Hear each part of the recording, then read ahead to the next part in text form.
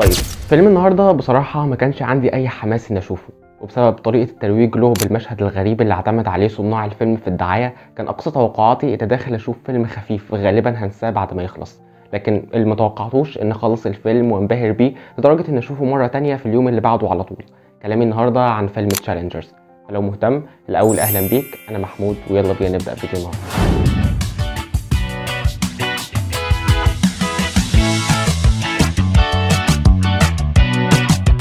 دور احداث فيلم تشالنجرز في اطار دراما رياضيه عن تاشي لاعبة تنس سابقه وزوجة لاعب التنس ارت اللي بيواجه خمول وتراجع في مستواه وشهرته، وفي محاوله من تاشي انها تنقذ مستقبل زوجها بتساعده انه يشترك في واحده من المسابقات، واللي هناك بالصدفه بيتحتم عليه مواجهه صديق قديم وعدو حالي، وفي نفس الوقت كان حبيب تاشي السابق باتريك.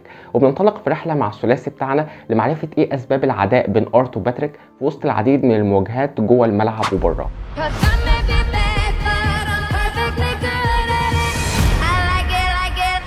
فيلم تشالنجرز من اخراج المخرج الايطالي لوكا جوادجنينو، واللي هو نوعا ما مخرج مش محبوب قوي عندنا في المنطقه العربيه، اللي يكون افلامه شويه جريئه ومخالفه لكتير من اعتقاداتنا، وان كنا ما نقدرش نختلف عن جوده افلامه.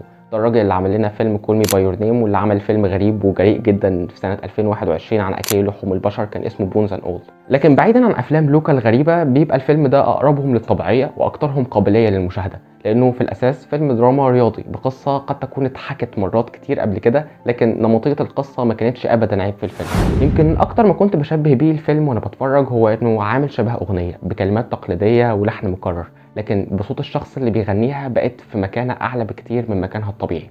لانه لو جيت حكيت لك القصه هتحس انه طيب ما اتعملت كتير قبل كده، بطلين بينهم خلافات والاحداث بتحطهم في مواجهه مع بعض، لكن لما تشوف الفيلم هتعرف ان اللي عمله المخرج باسلوبه الفريد في السرد بيخليك تتابع حاجه مختلفه تماما.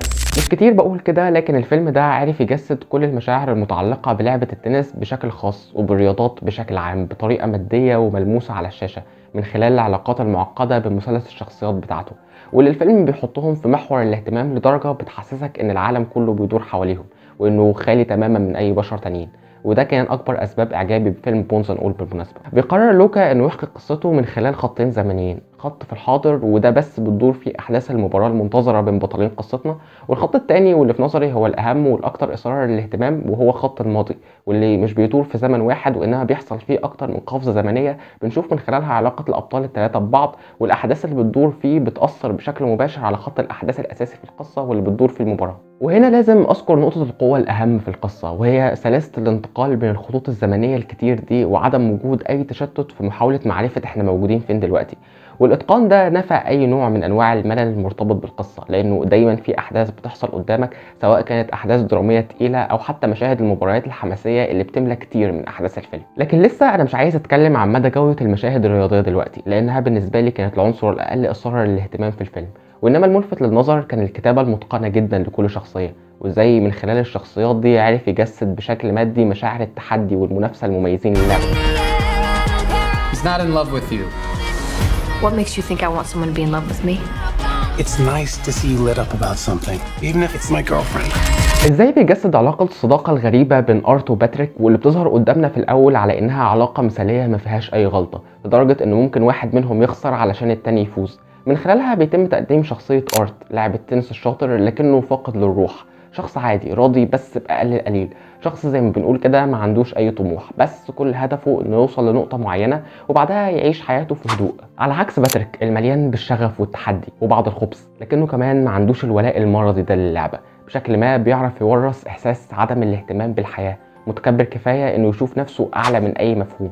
بطلين شاطرين جدا لكن ناقصهم نقطة المنافسة، ناقصهم الروح اللي هتخليهم اكتر قوة من اي شيء، ناقصهم الجايزة اللي هتخلي ارت طموح وعايز يفوز بيها، وهتخلي باتريك مهتم انه ينزل المنافسة من الاساس. والجائزة دي بتتمثل في بطلتنا تاشي.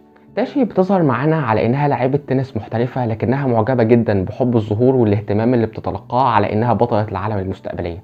حب الظهور والفوز اللي بيخلوها تفضل انها تلعب في دوريات الجامعات مع بطلات اقل منها وما تتجهش للاحتراف علشان تستمتع بالالقاب الكتير اللي حصلتها. لكن في مفاجأة بتحصل بتخليها تفقد ده كله في ثانية، وبالتالي اهتمامها بينصب على ارت وباتريك وانها تكمل رحلتها من خلال حد فيهم، وده بيترجم لاثارها انها تخلي نفسها من نصيب ارت زي ما بنشوف في اول الفيلم، لكونه اكتر ضعف وسهولة للسيطرة عليه من باتريك اللي بيعتبر ند ليها اكتر من كونه مهووس، وان كان الهوس مش بيختفي.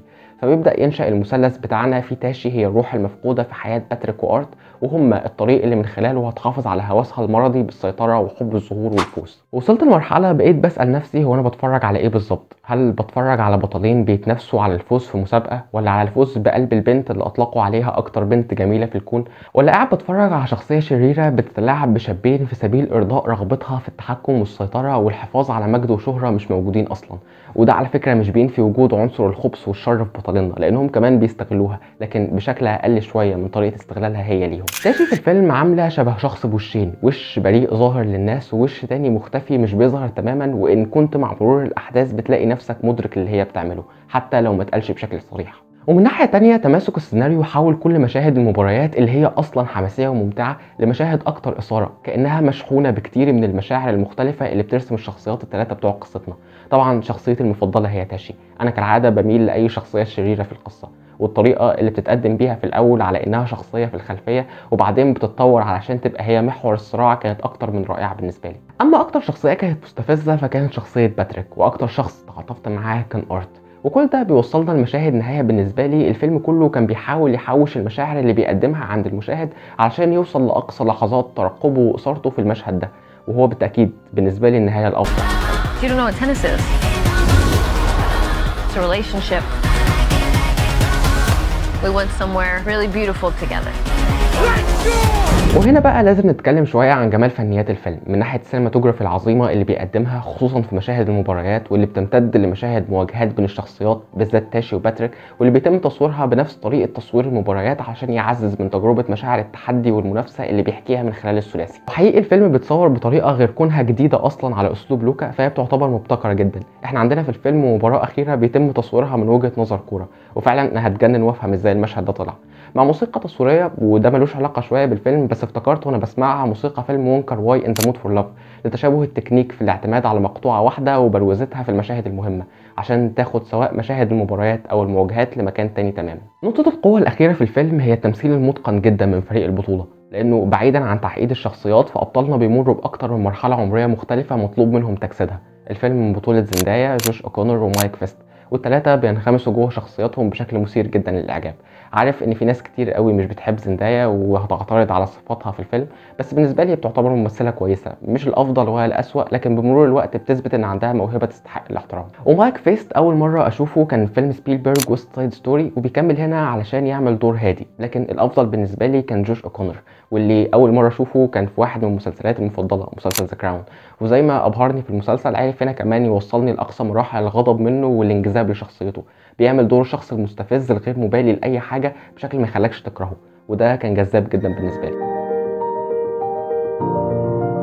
انا احتجت اشوف تشالنجرز مرتين علشان اقتنع انه فيلم مفيهوش غلطه وانه من افضل انتاجات 2024، وتقييمي للفيلم اكيد هو العلامه الكامله 10 من 10.